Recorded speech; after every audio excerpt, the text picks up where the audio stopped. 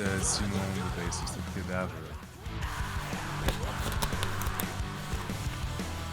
Let's see. First record. I was thinking about this band was called Grambon Organization, British band, 65, 66. Grambon was the singer, organist, and I had this double LP with him just like smoking a cigarette, and you just see half of his face, and it's all yellow. It feels smoky and it sounds smoky. It's basically like jazz covers, but inside of that band you had the formation of Cream, right? So you had Jack Bruce and Ginger Baker, and that's the pre-Cream, and you also have John McLaughlin at the guitar. So you have like some sort of like super all-star band before it ever existed. Basically, it was like those 60s musicians who were playing like bebop jazz, and they never really like get on the wave of rock music or like pop music. This record is like in between time. It's like it's almost timeless. Second record. Let's talk about Twink. Twink was a drummer, and he did a solo album just before he joined the Pink Fairies, and it was called Think Pink.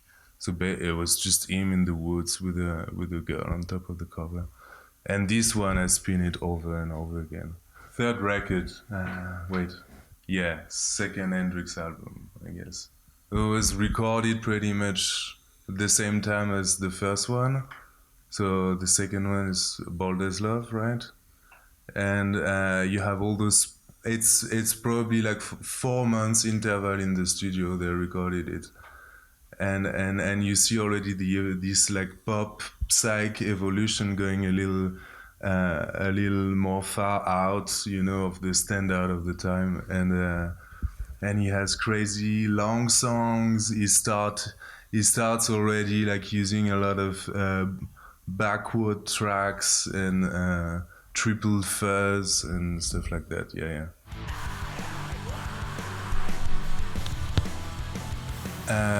Well, let's take Mitch Mitchell. Mitch Mitchell was also as Graham Bones, like from this generation of like early bebop jazz musician, and he jumped on the rock and roll wave, and he was an amazing drummer. He was the smallest and the fastest. You had Kiss Moon, okay, but Mitch Mitchell was amazing. He had this roll on the snare drum, and he was always like a little offbeat, and that was perfect with Hendrix. So it's like, yeah, it's one of my favorite artists.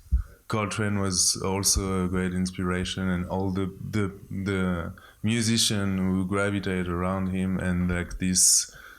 They were also like in the 60s.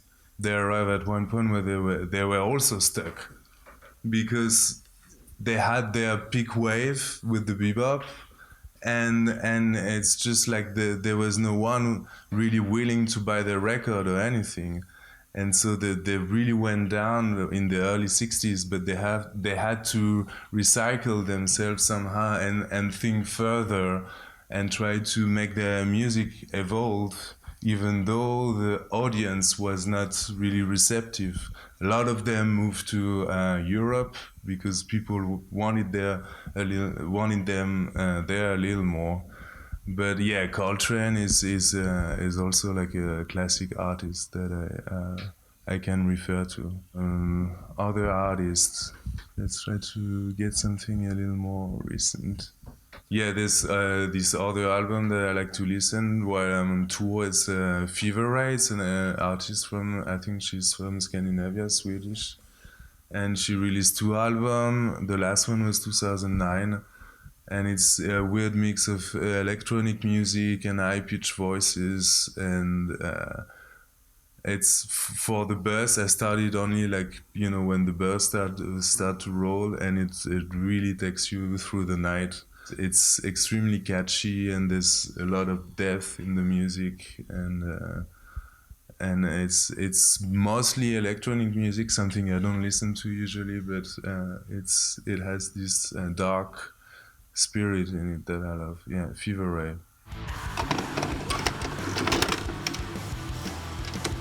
Okay, first movie, I Drifter, 1973. Clint Eastwood. He gets in town, he get the girl, he killed the guys, he saved the town burned down, and he leaves. It's a really cool movie. But that's his first. I think it's his first. The first time he direct a movie actually. This one is great. This one I like to watch over and over. What else?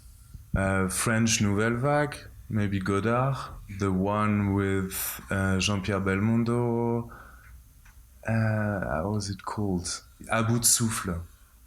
Maybe something more recent.